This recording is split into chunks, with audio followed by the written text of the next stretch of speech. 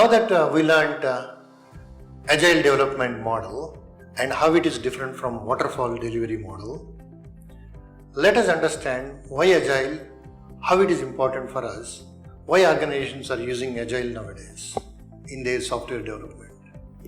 Let's look at project success rates now.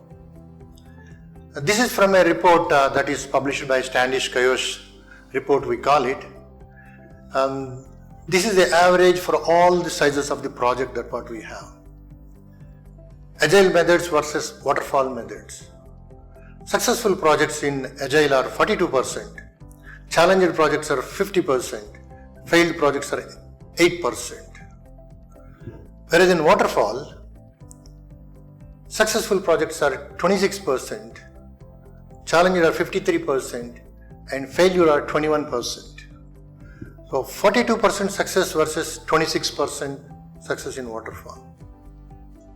What are successful projects? Successful projects are projects that meet the cost, budget, and the scope. It's a cost, budget, schedule, and scope. This is a triple triangle, we call it iron triangle. Means meeting the projects that met the cost or the budget and the scope and the schedule. Challenged projects are projects that are derailing from any of these three, bringing them back onto the track.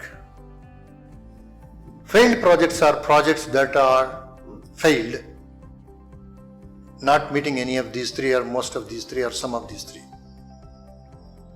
So what these numbers tell us exactly is Agile delivery model is helping the organizations delivering successful projects.